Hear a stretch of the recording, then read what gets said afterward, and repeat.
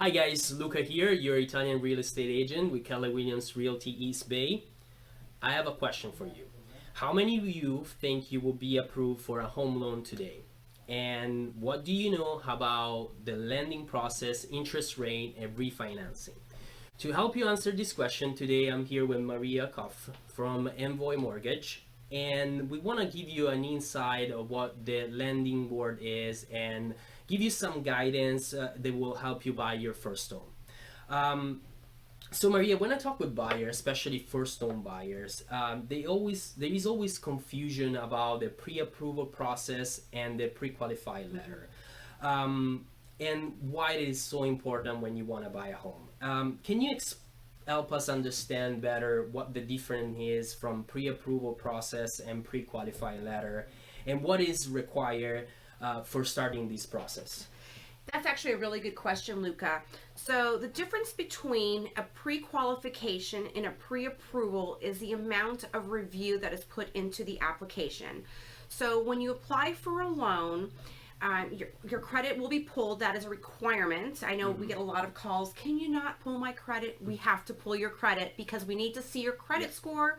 We need to see your debt because your credit score is going to be playing a huge role in your interest rate that you get, and your debt will help determine what loan amount you get in combination with your income and purchase price. So, pre-qualification, you fill out the app, we pull your credit. We may look at your pay stubs and take a quick review of your bank statements, and we will run an automated underwriting system and get an approved loan. Okay. If you're going to get a pre-approval, we're going to collect all of your documents. So we're going to ask for your bank statements, pay stubs, W-2s, taxes. We will verify your income with your employer, and we are going to submit your file to an underwriter with your documentation for a review. And once we get that approval, you're going to know exactly how much you qualify for, because there's nothing worse than finding out that you've put an offer on a home, you've had that offer accepted, and there's a problem with your loan. Yeah, you don't You know, want it's that. embarrassing, it's depressing, especially if you really, really like the house and then you find out that you can't buy it. Right. So we really encourage clients to get pre-approved so that there are no surprises. And if there are any conditions that need to be worked on, we can work on them while you're looking for a home. Perfect, perfect. Thank you so much. I think that answered the question perfectly. Thank you very much. Another question that often people ask me all the time is, do you have to put 20% down on my down payment, or are there other options out there, and are there any service available to help me with the down payment? That's a great question. So there's a huge myth that you need to put down 20%. Right. If you do, that's great because you don't have mortgage insurance. Loans that you put less than 20% down are required to have mortgage insurance, which protects the lender should something happens to the loan. But there are great programs out there. In some cases, you can put down as little as 3% or 3.5%, depending upon what you qualify for. Okay. In terms of programs for first-time home buyers, there are some great first-time home buyer programs out there that we at Envoy work with. Awesome. And that can help you with your down payment, your closing costs, or even both of them, so that your out-of-pocket expenses can be minimal in some cases. Oh, wow. So they're great to look at, and when you get with your lender, we can review your programs to find out what would be best for you and your family when you're buying a home. So you suggest you always interview a lender to give you the right guidance on Right. So when you're, a lot of times, especially if you're a first-time home buyer, many times they just don't know, where do I start? Exactly. So obviously the first part is to complete an application. We pull your credit, we get you pre-approved, we know what you qualify for, and then we will work with you, how much do you want to spend on a monthly basis, where are you looking to buy, and then we can kind of figure out what you qualify for, what programs might best suit you for your financial needs. Perfect, perfect. That was great. Thank you very much. All right. Talk about interest rate. You probably already know what an interest rate is, and the interest rate change all the time. But do you guys know how the interest rate is going to affect your monthly payment when you get a loan, and how do we know when it's the best time to buy? The interest rate this year, for example, went to 4.5, and now it's around 3.99%. So it decreased a lot during this year, and hopefully will stay on the same rate for the 2020. So Maria, can you explain to us how these low interest rates will help the buyer, and what is your projection for the 2020 interest rate? Yeah. Well, for 2020, if I knew that, I'd be a millionaire. I wish I could tell you what the rates were going to be. True. They have been holding relatively steady, which is good news for our buyers. Absolutely. At the beginning of 2019, we were, in the high 4s to low 5s, and they've come down quite a bit over the course of the year and have been holding steady. So what does this mean to a buyer? The lower the interest rate, the lower your monthly payment. Exactly. And if you're a buyer that you're pushing the limits of your qualification, this could help you qualify where maybe you couldn't qualify for a certain purchase price. So one of the factors that plays into determining your interest rate is your credit score.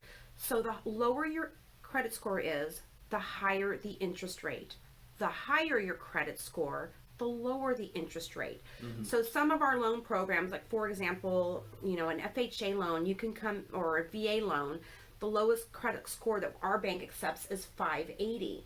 Well, just because you meet that criteria for the low, having a 580 FICO score doesn't mean you may necessarily get a very competitive rate. Okay. The other thing that will determine your interest rate, and it's all, worked together, it's your credit score, the loan amount, and what your debt to income ratios are, and property types. Okay. So property type will even determine that. Are you doing a condo? Is this an investment property? Is this your primary residence? So all those factors, it's an algorithm, and that will determine your interest rate. Oh, perfect. And you were talking about FHA and VA loan. For people that don't know what those programs are, can you explain briefly to us what FHA mean and VA means? Absolutely. So a VA loan is for veterans, and our veterans have served us, and as a way to help them, a benefit to them is that they get a very competitive interest rate. Awesome. They also get, they don't have to pay mortgage insurance. Oh, perfect. So as I mentioned earlier in our conversation, that if you put less than 20% down, you will have mortgage insurance. Well, a veteran does not have to pay mortgage insurance ever on a loan. They can also come in with 100% financing. So they don't even have to come in with a down payment if they qualify for that. Okay. An FHA loan is a government loan, and it has, again, it tends to be more forgiving if you have a lower credit score. Okay. The rates, again, are competitive, and you can come in with a 3.5% down payment if you qualify. Wow. So it's a great loan. You will have mortgage insurance for the life of the loan, so at some point you will want to refinance your loan to drop your mortgage insurance. Awesome. Okay. Then we have a jumbo loan. So if you're purchasing above loan limits, so as an example, in 2020, the loan limits for Contra Costa County, where we're located, is going to be $765,500. Okay. So that loan amount and below would be considered a high balance loan. Okay. A jumbo loan will be $765,601 and higher. Okay. And that's going to be considered a jumbo loan, and they have different loan guidelines and different criteria for qualifying. Perfect. Thank you so much. I think you answered the question absolutely perfectly. So guys, let's talk about now about refinancing.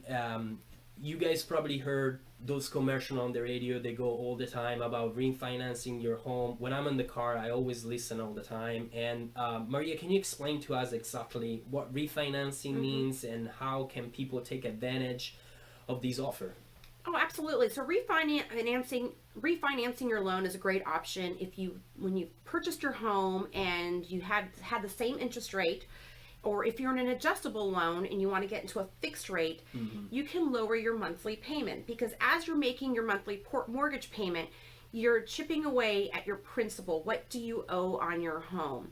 Okay. And so if you haven't refinanced in a few years, it might be something worth looking at with your loan officer to see, does it make sense for you to consolidate to lower your monthly payment because you're refinancing a lower principal amount.